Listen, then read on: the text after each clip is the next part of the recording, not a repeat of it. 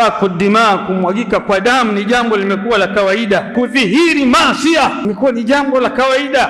Ufisadi bara na baharini. Silaha kubwa kubwa, ndugu zangu, zinatengenezwa si kwa ajili ya wanyama, kwa ajili ya sisi kwa sisi. Mabilioni ya dola yanaandaliwa kwa ajili ya kuuana baadhi ya sisi. Wanapigwa watoto wadogo ambao hawana dhambi yoyote wakiwa mashuleni. Yanapigwa mabomu katika mashule, wanakufa watoto wadogo. Leo bei za mafuta zimepanda, hakuna asiyelijua hilo. Na kupanda kwa bei ya mafuta ni kupanda kwa gharama za maisha yetu katika kila jambo. Allah anatuambia ni sura nzima, suratul Fil, alam tara kaifa faala rabbuka bi ashabil fil. Nini Muamerika na washirika wake? Kama Allah akitaka kuwasaga mara moja, Muirani anaona kama vile Msuudi kamfanyia khiana kwa Muamerika kuweka bezi yake pale, kambi ya majeshi yake pale. Kwa hiyo katika kujihami ndio nitakupiga na wewe, na kweli anapiga majeshi. Lakini Saudia kuna nyumba ya Allah pale, kuna mwili wa Mtume sallallahu alaihi wasallam pale Madinatul Munawwara, ndani yake ndo kuna uelekeo wa Waislamu. Tukisali naweza kwa ufedhuli wao makafiri hawa wakataa kuifanyia hujuma nyumba ya Allah subhanahu wa ta'ala,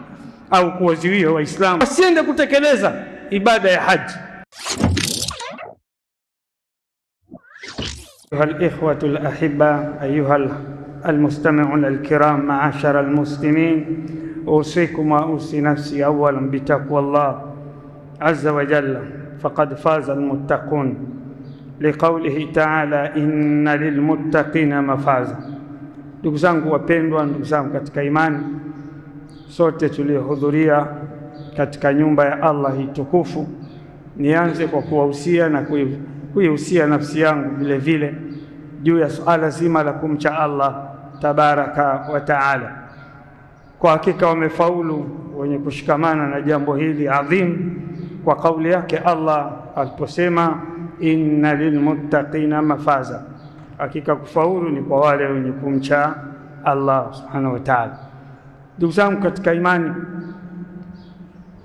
ama leo biidhnillah subhanahu wa ta'ala, namuomba Allah kwa idhini yake na kwa taufiki zake kuniwezesha mimi na wewe katika wasaa huu kukumbushana juu ya kudhihiri kwa ufisadi bara na baharini, idhharu alfasad fil barri wal bahr.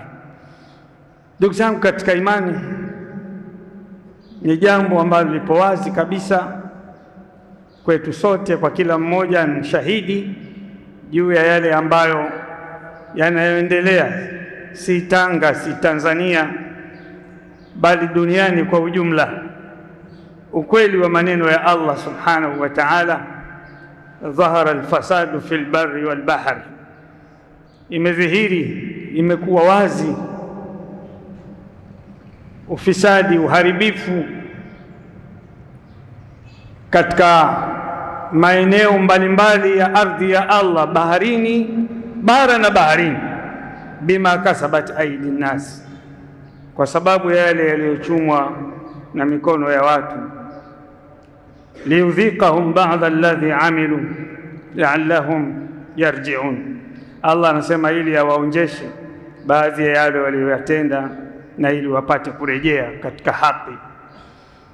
Ndugu zangu katika imani, aya hii Allah ameizungumza ni makarne mengi sana, utafikiri imeshuka leo.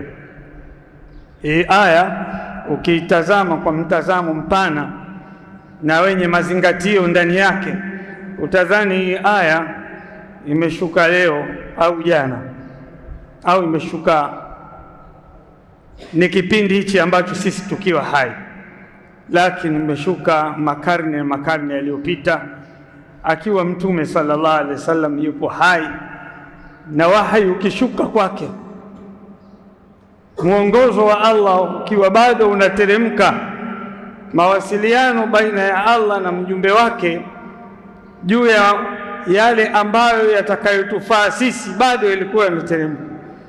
Moja katika hayo ilikuwa ni kauli ya Allah surati Rum aya 30, umedhihiri, maana umekuwa wazi kabisa ufisadi bara na baharini. Ufisadi wanachuoni tafsiri sio kama vile tunavyochukulia sisi kwa mtazamo finyu. wanasema fasad min jamiu lmaasi, ni jumla ya maasi. Kwa hiyo yamekuwa wazi wazi maasi bara na baharini, kwa sababu ya yale ambayo wanayoyachuma watu kwa mikono yao.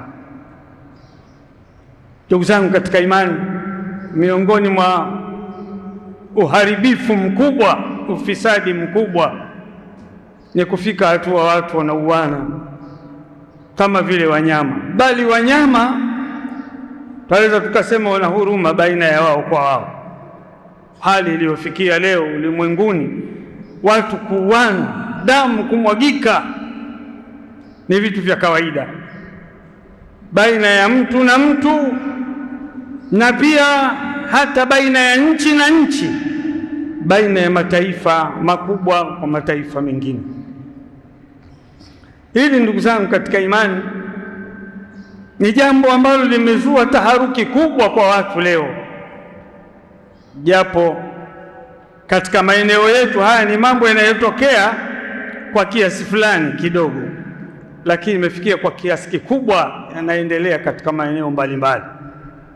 Ukisoma magazeti, ukiangalia television, ukiingia katika mitandao, ni jambo la kawaida hilo, yaani mpaka linaanza kuwa linaonekana la kawaida katika nafsi zetu.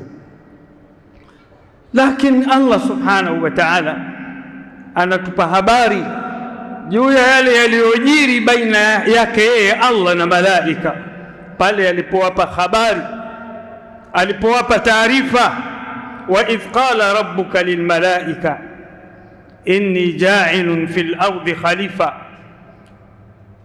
Kumbuka au kumbukeni aliposema Mola wenu mlezi kuambia malaika, mimi ni mwenye kumuweka kiongozi, mtawala katika ardhi. Hii ilikuwa ni taarifa kwa malaika, lakini wakaipokea vinginevyo. Qalu, wakasema, atajalu fiha man yufsidu fiha wa yasfiku dima, unataka kumweka kiumbe huyo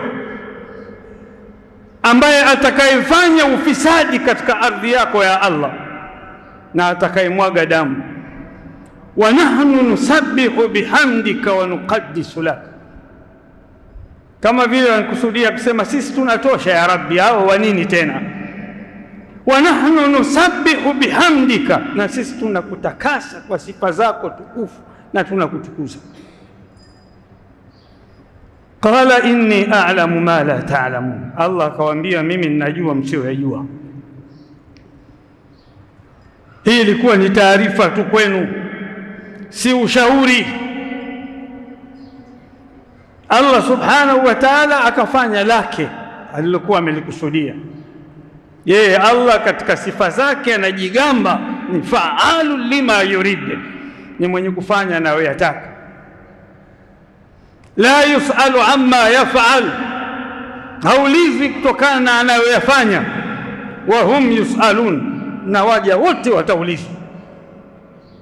Huyo ndio Allah subhanahu wa ta'ala. Almuhimu ndugu zangu, Allah akamuumba baba yetu Adam na akamkamilisha,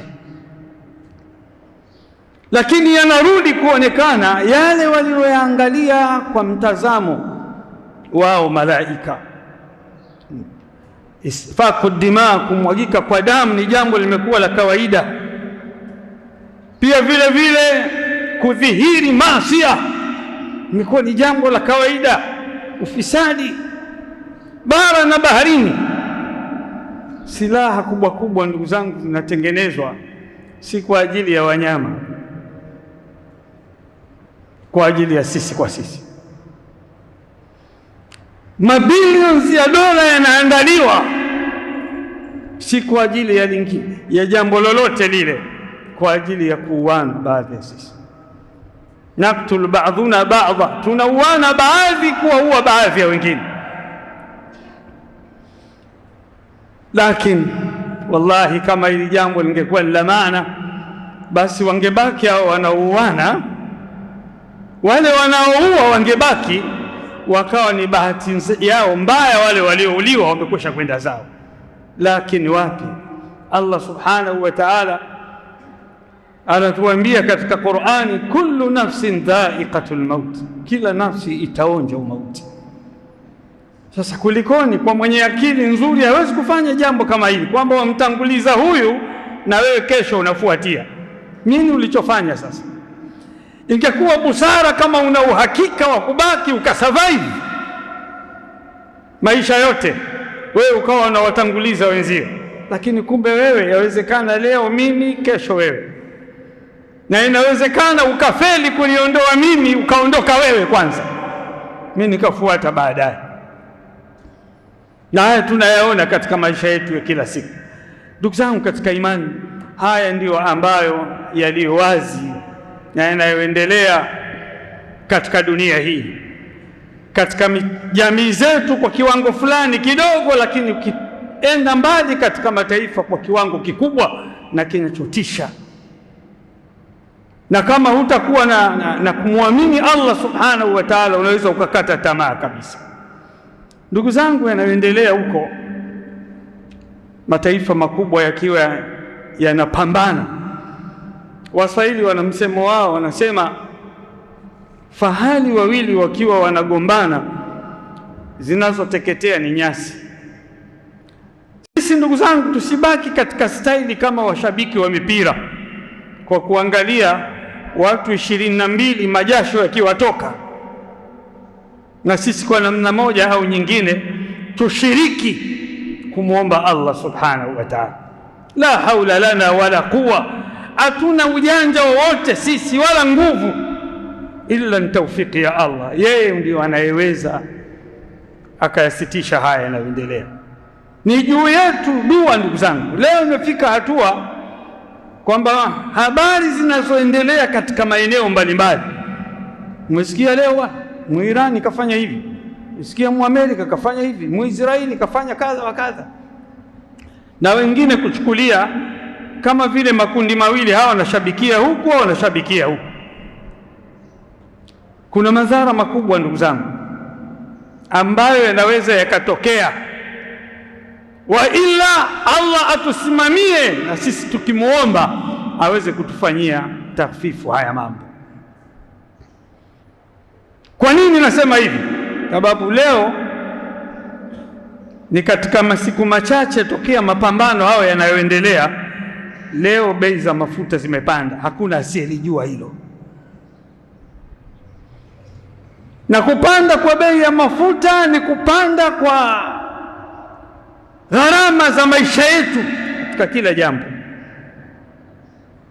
Hivi sasa kuna vikao vinakaliwa, mamlaka wanaosimamia nauli za magari yaendayo mikoani na daladala wamekaa wanajadili kupandisha nauli, na mpaka vitisho kwa wenye mamlaka kwamba watakaogomea suala hili tutawanyang'anya leseni. Lakini kila itakavyokuwa nauli zitapanda. Si nauli tu, mpaka bidhaa tunazonunua madukani ambazo zinatoka viwandani, na viwanda vinazalisha kupitia mafuta. Hatujaathirika kwa namna moja au nyingine, sio wale, ni sisi pia kwa namna fulani. Kwa si mambo ya kushabikia, ni kumwomba Allah subhanahu wa ta'ala atufanyie wepesi katika hili na mfano wake. Tusikute kwamba haya ni mambo ya kawaida na kila ilivyo itakuwa hivi. Watu wanazungumza ni habari za mji. Huwezi kukuta watu wamekusanyika 3 4 wakakaa muda watakaokaa bila kuzungumzia habari hii, hakuna. Na katika sura ya ushabiki na sio vinginevyo. Wanaopigana wote makafiri hao. Lakini Allah amejalia maisha yetu sisi ni kutegemeana. Allah subhanahu wa ta'ala amejalia maisha yetu sisi yana mzunguko. Kuna bidhaa tunazozipata zinatoka huko kukiharibika, sisi maisha yetu inakuwaje? Kwa hiyo kikubwa ni kumwomba Allah subhanahu wa ta'ala. Kwanza kuomba ni ibada. Kwa hadithi ya Mtume sallallahu alaihi wasallam aliposema ad-du'a huwa al-ibada, dua ni ibada. Ni sawa umejibiwa juu ya hilo, ukujibiwa wewe umekushamwabudu Allah, umepata fadhila, umepata thawabu mbele ya Allah. Umefanya jambo ambalo Allah anajua wewe unamtegemea yeye. Wa ala Allahi falyatawakkalul mu'minun, na kwa Allah tu wamtegemee waumini wa Kiislamu. Haya ni mambo makubwa. Ikianguka dola fulani kwa kuelemewa, kwa kupigwa, wewe unafikiri hao wataishia hapo? Kuna Myahudi katika vita hivi, Allah anasemaje juu ya Mayahudi? La tajidanna ashadda an-nasi adawa lilladhina amanu alyahuda walladhina ashraku. Katika surati al-Baqara Allah anasema utawakuta watu wenye uadui mkubwa kwa Waislamu kama vile Mayahudi na washirikina. Hautokuta wenye uadui mkubwa kama hao. Sasa adawa hii, uadui waliokuwa nao, yawezekana huko wanakofanya huo uadui ni starting point, wameanzia tu, lakini wanaweza wakaja tena mpaka kufika katika mitaa yetu. Ndio maana nasema tumuombe Allah subhanahu wa ta'ala. Hao ndio wale al-maghdubi alaihim. Tukimuomba Allah katika surati al-Fatiha, lailan wa nahara, ghairi al-maghdubi alaihim wala dhalin. Ewe Allah, usitupitishe njia ya wale waliowakasirikia. hum al-yahudu wa adh-dhalin hum an-nasara. Limadha? Liannahum arafu al-haqqa wa lam ya'malu bihi. Wanazuoni wanasema walijua haki kabisa ya Uislamu aliyokuja nao Mtume Muhammad sallallahu alaihi wasallam, aliyokuja nayo Musa, aliyokuja nayo Isa, Daud, hawakuifanyia kazi. Sami'na wa asaina, ndio maneno yao kwa ujeuri waliokuwa nao, wakiwaambia mitume wao tumesikia na tunaasi. Wayahudi ndio hao waliomwambia Musa, idhhab anta wa rabbuka faqatila innaha huna qa'idun, nenda wewe na Mola wako Musa mkapigane kuwapiga hao maadui, sisi hatuondoki, tupo hapa. Ndio hao waliomwambia Musa, ewe Musa, arina Allah jahratan, tuonyeshe Allah alivyo wazi wazi tumuone. Walivyokosa adabu. Kwa hiyo ni watu maadui wakubwa sana, wakishirikiana na maadui wengine kuwapiga wao. Pia hatusemi kwamba sisi tupo upande huu na tupo upande huu, hapana. Haya mambo si yazungumzi kishabiki, ndugu zangu. Hawa nao Shia Irani, japo si wote, wapo ahli sunna wachache, lakini Shia ndo aktharuhum, wengi wao ndio hawa wakimtukana Mtume sallallahu alaihi wasallam, wakiwakejeli masahaba na kuwalani, wote hawa. Lakini wakipigana athar inarudi kwetu sisi, japo kwa kiasi fulani, kama ambavyo tayari imekwisha anza.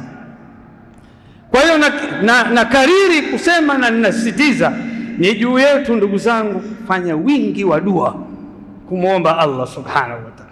Athari yake ni kubwa. Ni mawiki kadhaa tu, hata mwezi haujafika, ni haya. Kama yataendelea miezi mitatu, mambo haya hali itakuwaje? Ndugu zangu katika imani, tuna ibada ya haji. Tupo kwenye Shawwal, siku chache tutakuwa katika Dhulqaada, kisha Dhulhijja, ni katika ashhurul alhajj, kama alivyosema Allah subhanahu wa ta'ala, alhajju ashhurun ma'lumat. Hija ni miezi maalum. Mwezi ujao ni katika miezi inayoanzia maandalizi ya haji. Kwa wale watu wa mbali huwa wakisonga taratibu, hatua kwa hatua wakielekea, na wengine huwa wamekushafika. Ni miezi ya hija hii tulionayo. Hali ndiyo kama hiyo. Kuna viwanja vya ndege, hairuki ndege wala haitui ndege. Hali itakuwaje kwa ndugu zetu ambao wamekushajipanga wakatekeleze moja katika nguzo 5 za Kiislamu? Hili si dogo. Kwa mtu mwenye mtazamo finyu, anayeona hapa haoni kule, anaona kwamba ni jambo dogo la tuhusu nini sisi. Hapana, ni jambo kubwa. Kwa hiyo ni juu yetu ndugu zangu kuwa ni wenye kumwomba Allah subhanahu wa ta'ala usiku mchana, Allah alete takhfifu. Pia kisikiliza vyombo vya habari, wanapigwa watoto wadogo ambao hawana dhambi yoyote wakiwa mashuleni, yanapigwa mabomu katika mashule, wanakufa watoto wadogo ambao hawana hatia. Haya ni mambo makubwa, mambo mazito, mambo yanatakiwa kwa kila mmoja awe kwa nafasi yake amwombe Allah subhanahu wa ta'ala. Hatuna uwezo sisi. Angalia wale 3 nafarin mimman kana qablina, Mtume sallallahu alaihi wasallam amewaeleza wale watu 3 waliofanya msafara wakiwa wanaelekea wanakoelekea, lakini wakafika mahala giza sasa linaanza kuingia na wanakokwenda bado ni mbali. Kwa hofu wasije wakapata madhara wakiwa njiani, wakakubaliana wote 3 waingie katika pango. Kisa maarufa ambacho ameeleza Mtume sallallahu alaihi wasallam, wa fiha ibar, ndani ya kisa hichi kuna mazingatio makubwa. Usije ukadharau dua hata kidogo. Na watu wengine akiwa na matatizo yamemzonga, mbio breki ya kwanza kwa mganga wa kienyeji, wengine mpaka kanisani. Makafiri, kafiri atakuombea nini wewe kwa Allah subhanahu wa ta'ala? Yeye mwenyewe wanted, atakuchukulia dhamana kwa lipi mbele ya Allah tabaraka wa ta'ala? Yeye amelaaniwa, ana uso gani wa kunyanyua mikono na dua yake ikawa ni makubul amama Allah subhanahu wa ta'ala? Hawa watu 3 wakakubaliana itifaki ya pamoja, innahu la yunjikum min hadhihi sakhara illa an tad'u Allah bisalihi a'malikum. Mmoja akatoa rai, jamani, hali ilivyo hatuwezi tukanusurika katika hali hii ila kila mmoja amuelekee Allah kwa kumuomba dua, akiwa ametanguliza ameambatanisha dua hiyo na matendo mazuri zaidi aliyoyatenda. Akaanza huyu aliyetoa rai, sema, ya Rabbi, mimi nilikuwa na wazazi wangu watu wazima sana, wakinitegemea mimi kwa hali zote katika maisha yao, kula yao na nini. Nikatoka mimi siku moja kwenda katika utafutaji, mazingira ya huko yakanifanya nimechelewa kurejea, narudi wamekushalala usiku. Ya Rabbi, nikiwa na chakula ambacho wao ndio nimetegemea niwape chakula hichi, wanangu wakiwa wanalia kwa njaa, wanataka na wao riziki hii ambayo nimekuja nayo. Naambia siwezi nikakupeni mpaka kwanza ale babu yenu na bibi yenu.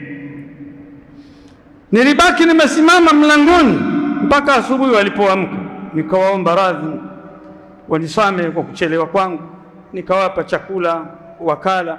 Baada ya hapo ndio nikawapa wanangu. Ya Rabbi, in kuntu fa'altu dhalika ibtigha'a maradatika fafarrij 'anna mimma nahnu fihi. Ewe Mola wangu, ikiwa nilifanya hivyo si vinginevyo ni kwa kutaka radhi zako.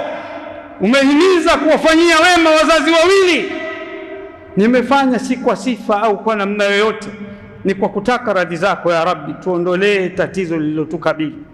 Anamaliza dua yake, jiwe linasogea kidogo, jiwe ambalo lililoziba katika mlango wa pango, wao wakiwa ndani. Mtume sallallahu alaihi wasallam anasema walipoingia tu, fanhadarat as-sakhratu min al-jabal fasaddat alaihim al-ghara. Walipoingia tu likashuka jiwe kubwa sana likaziba pale katika mlango wa pango. Wakadhani pango lile ndio itakuwa ni kaburi lao. Lakini baada ya kufikiri kwa kina, mmoja akaibuka na rai hii na ikaanza kuonyesha natija, matokeo mazuri. Wakabaki wawili wanatazamana, kama vile mmoja tayari kishamaliza kazi yake. Mmoja naye akakumbuka jambo, anasema, ya Rabbi, mimi nilikuwa kanat li ibnatu ammi, nilikuwa na binti, mtoto wa baba yangu mdogo, nilimpenda kuliko wasichana wengine wote na wanawake wengine wote. Nikaazimia kufanya naye machafu, Kwa mara ya kwanza akakataa, nikaondoka nikasafiri kwenda mbali kujikusanya, nikatafuta niliyotafuta, nikawa nimejipanga vizuri, nikaja nikiwa na pesa na dhahabu, nikampelekea. Kwa mara hii ya pili alilainika huyu binti, na tukaenda mahala ambapo ni pa faragha kwa ajili ya kutekeleza jambo hili. Wakati ninakaribia kufanya jambo hili, anasema, ya Abdallah, ittaqillaha ya Abdallah, wala takhudh alkhatima illa bihaqqiha, wala usifungue pete ila kwa haki yake, usitoe bikra iliyokuwa nayo ila kwa haki yake ambayo ni ndoa. Ya Rabbi, ulipotajwa wewe sikuweza hata kukaribia kulifanya lile jambo ambalo nilikuwa nipo bado kidogo kuanza kulifanya, kwa kukuogopa wewe Allah. Ikiwa nilifanya hivyo ya Rabbi, si vinginevyo ila kwa kutaka radhi zako, tuondolee tatizo lililotukabili. Anamaliza dua hii na maneno haya, jiwe linasogea kidogo, lakini bado hata kichwa hakiwezi kupita. Anaeleza Mtume sallallahu alaihi wasallam kisa hichi, ndugu zangu, ambacho kina mazingatio. Nini tunajifunza? aqulu ma tasma'un wa astaghfirullah li wa lakum fastaghfiruhu innahu huwal ghafurur rahim wa huwal barrul karim. Alhamdulillahil qa'il wa idh qala rabbuka lil malaika inni ja'ilun fil ardi khalifa قالوا أتجعل فيها من يفسد فيها ويسفك الدماء ونحن نسبح بحمدك ونقدس لك قال إني أعلم ما لا تعلمون أشهد أن لا إله إلا الله وحده لا شريك له الولي الصالحين المتصف بكل كمال والمنزه عن كل نقص وأشهد أن محمدا عبده ورسوله الذي بلغ الرسالة وأدى الأمانة ونصح الأمة وجاهد لله حق جهاده حتى أتاه اليقين. اللهم فصل وسلم على هذا النبي الكريم وعلى آله وأصحابه ومن تمسك بسنته إلى يوم الجزاء والحساب. أما بعد، أوصيكم عباد الله وإياي أولا بتقوى الله فقد فاز المتقون. Ndugu zangu katika imani, nawahusia tena kwa mara nyingine na kuihusia nafsi yangu kumcha Allah subhanahu wa ta'ala. Tukio analieleza Bwana Mtume sallallahu alaihi wasallam, ambaye yeye Allah amemtakasa akisema, wama yantiku anil hawa, atamki kwa matamanio yake, in huwa illa wahyi yuha, hapana anachotamka ila ni wahi aliyofunuliwa na Allah subhanahu wa ta'ala. Tulipokea kwa mazingatio.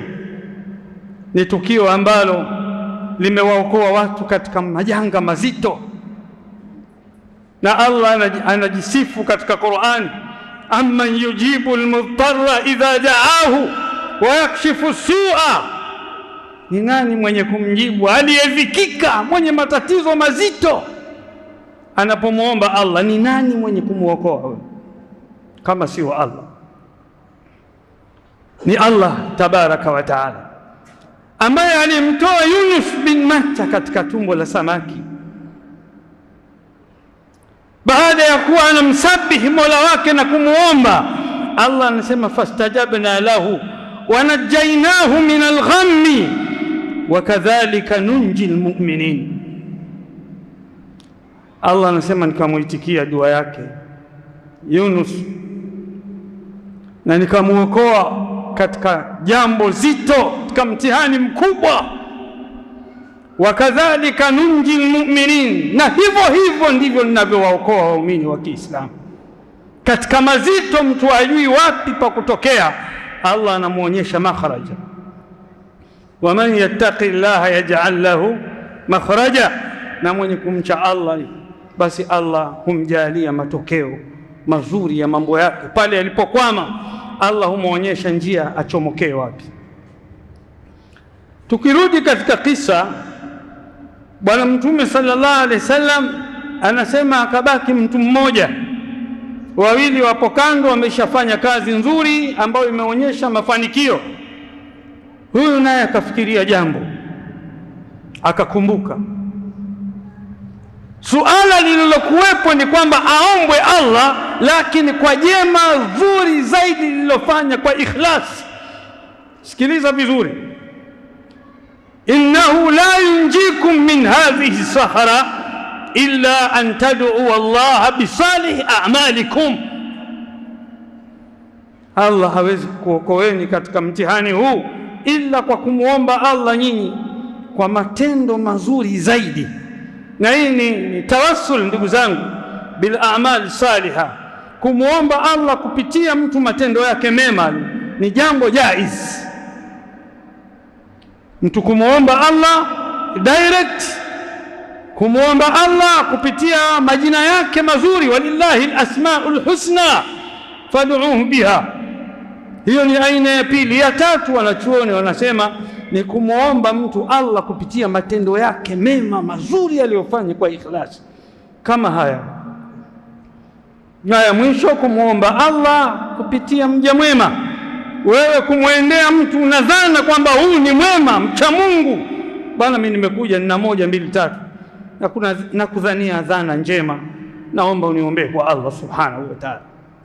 Akaomba wewe ukaitikia, ni jambo pia jaiz.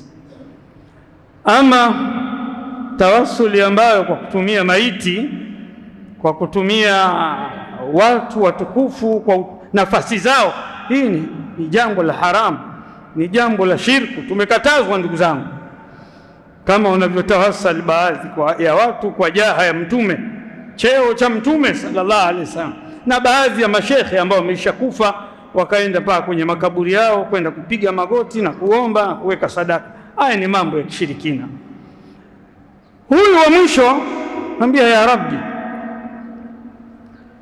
mimi istajartu al-ajra, niliwaajiri watu wengi kunifanyia kazi,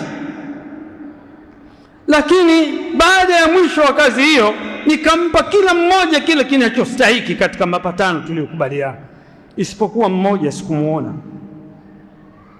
Nilivyomuuliza kwa wengine yuko wapi, mmoja simuoni, fulani, kila mtu hajui. Ule ujira nikawa nimeuweka nikauzalisha. Sikiliza vizuri, haya yapo katika maisha yetu. Kuna mtu ana amana ya watu, anaizalisha, anaona kile kinachozaliwa ni chake, hali ya kuwa mwenye ile amana hakumpa idhini hiyo. Hii ni dhulma. Wewe huna chako katika hilo, mpe kila kitu kilichotokana na hicho ambacho wewe alikuwekeza uweze kumhifadhia, au yeye mwenyewe kwa huruma yake akupe sehemu. Akawa yule bwana anasema, yule mmoja sikumpata, lakini nikauzalisha ujira wake. Katika siku miongoni mwa siku, fi yaumin min al-ayyam, akatokea baada ya masiku mengi sana, akatokea ambia, bwana mimi nimekuja, naitwa fulani, kuna kazi tulikufanyia hapa, tulikuwa wengi mwaka kadhaa, lakini mimi sikuchukua changu, kwa hiyo nimekuja, naomba unipe ujira wangu. Yule bwana akamkumbuka huyu bwana, dalili ya watu wema wacha Mungu wao, akamkumbuka, akamwambia njoo chukue ujira wako. Kamzungusha nyumba yake, akamwambia, unaona wanyama wote hawa haki yako, ujira wako ndio huo. Kuna ngamia, kuna ng'ombe, kuna mbuzi, kuna kondoo, wamesheheni zizi namna hii ya wote hawa. Yule bwana anashangaa, anaona haiwezekani. Mbia, la tastazi'u bi, usinifanyie kejeli bwana, nipe changu, nipe changu, mali zote hizi ndio ujira wangu. Kwa vipi bwana? Naomba nipe changu mimi ndogo. Baada ya uthibitisho na viapo kwamba hili ni haki yake, ndio ujira wake, yule bwana akachukua wale wanyama wote, mpaka wafanyakazi waliokuwa wakiwalinda wale wote, waambia, nyie bosi wenu ni huyu kuanzia leo. Wakasagwa wale wanyama mpaka nyumbani kwake. Anamalizia huyu bwana, anasema, ya Rabbi, ningeweza kumdhulumu, alikuwa hajui chochote, nikampa vijimbuzi 2, ngamia 3, ng'ombe 1, basi nenda zako. Na angeshukuru kweli kweli, kwa sababu nimempa ziada, sio kulingana na ule ujira. lakini nilimpa kila kitu kilichokuwa kimezalishwa kutokana na ujira wake. In kuntu fa'altu dhalika ibtigha'a mardatika fafarrij 'anna mimma nahnu fihi, ya Rabbi, ikiwa nilifanya hivyo kwa kutaka radhi zako, basi tuondolee tatizo ambalo limetukabili ndani yake hapa kwenye pango. Anamaliza maneno haya, jiwe linaondoka kabisa moja kwa moja, mlango umebaki wazi. Fakharaju yamshun, wakatoka wakiwa wanaenda zao na safari yao. Dua, ndugu zangu, ni kitu kikubwa, tusidharau dua. Hakuna aliyekuwa juu ya mamlaka na uwezo wa Allah subhanahu wa ta'ala. Niwakumbushe vitu ambavyo Allah ametuelezea katika Qur'an. Wale ashabul fil, watu wa tembo, ambao walikuja kwa azma hasa kwenda kuibomoa al-Kaaba, Baitullahi al-Haram, Baitul Atiq, nyumba kongwe, wakiwa na msafara wanajeshi waliosheheni silaha kali za wakati huo, na akiwa wametangulizwa tembo, ndovu, kama kifaru, kama magreda kwa leo, kwenda kuisambaratisha moja kwa moja ile Kaaba. Na ili jeshi ni kuihami ili jeshi ni kuhami zoezi hili atakayeliziwia miongoni mwa ahlu Makka, watu wa Makka. Lakini nini kilichotokea? Fi nihayati alqissa, mwisho wa kisa, Allah anasema nini? Faja'alahum ka'asfin alma'kul, Allah akawafanya ni kama vile majani yaliuliwa yakatafunwa na wanyama kisha yakatemwa. Kwa kuwapelekea nini? Tairan ababil, ndege makundi kwa makundi. Hawa ndege wakawa wanafanya nini? Tarmihim bihijaratin min sijil, kutupia mawe yaliyochomwa katika moto wa Jahannam. Mabomu hayo yasiyokuwa na mfano kwa mabomu ya leo, mabomu yaliyotawanya majeshi yote na tembo wao, alafu haonekani hata pua ya mmoja katika wale askari au kidole chake. Faja'alahum ka'asfin ma'kul, majani yalioliwa na mnyama kisha yakatemwa. Huwezi kujua hili jani la mnyama la mti gani, huwezi kujua. Allah anatuambia ni sura nzima, suratul fil, alam tara kaifa fa'ala rabbuka bi ashabil fil. Nini Muamerika na washirika wake? Kama Allah akitaka kuwasaga mara moja tu, ni jambo la mara moja hili mbele ya Allah tabaraka wa taala. Shadidul quwa, Allah subhanahu wa ta'ala, ambaye ala kulli shay'in qadir, ymuweza juu ya kila kitu. Tumuelekee Allah, tumuombe Allah subhanahu wa ta'ala. Muirani kisikiliza vizuri, anaona kama vile Msuudi kamfanyia khiana kwa Muamerika kuweka bezi yake pale, kambi ya majeshi yake pale. Kwa hiyo katika kujihami, ndio nitakupiga na wewe, na kweli anapiga majeshi ya kila nchi ambapo Muamerika ameweka majeshi katika nchi hiyo. Lakini ni Saudia ambayo ndani yake kuna nyumba ya Allah pale, ndani yake kuna mwili wa Mtume sallallahu alaihi wasallam pale Madinatul Munawwara, ndani yake ndo kuna uelekeo wa Waislamu. Tukisali, fawallu wujuhakum shatra almasjidil haram, elekezeni nyuso zenu upande wa msikiti mtukufu wa Makka. Kibla yetu ni kule, ndugu zangu. Kama alivyotaka kufanya Abraham kuisambaratisha al-Kaaba, Allah akakataa, akaiziwia, akaihami, mpaka leo ipo pale. Wanaweza kwa ufedhuli wao makafiri hawa wakataa kuifanyia hujuma nyumba ya Allah subhanahu wa ta'ala, au kuwaziwia Waislamu kwa namna moja au nyingine wasiende kumwabudu Allah, wasiende kutekeleza ibada ya haji.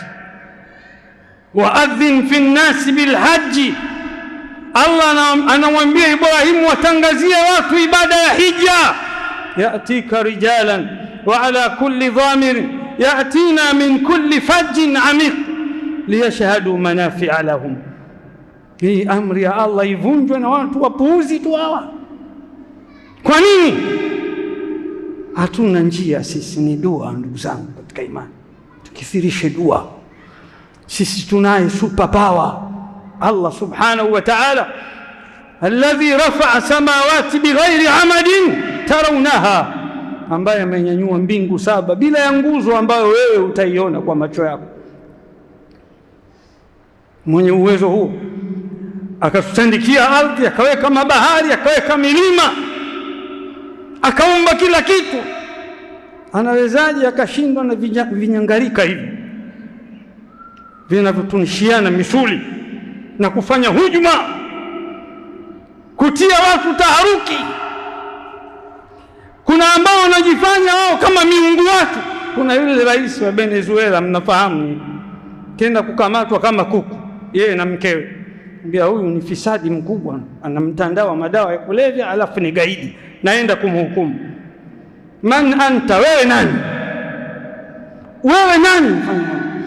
Ala sabili mithali, kwa mfano tu, wewe umekaa nyumbani kwako na mkeo na wanao, anakuja jirani anakuchukua wewe, kunja na kukamata na mkeo, na wanaotaka kuziwia hilo wanaopiga na watia majeraha. Huyu ni mtu mbaya sana, yeye amejifanya jabbar. Hii ni sifa ya Allah, na Allah ametangaza hatomwacha salama yoyote yule mwenye kuchukua kumnyang'anya moja katika mavazi yake mawili. Allah hana mavazi, lakini ni sifa zake amejipamba nazo. Yeye ndio almutakabbir, ni Allah subhanahu wa ta'ala. Ndugu zangu katika imani, nimuombe Allah subhanahu wa ta'ala atujalie min alladhina yastami'una alqawla fattabi'una ahsana.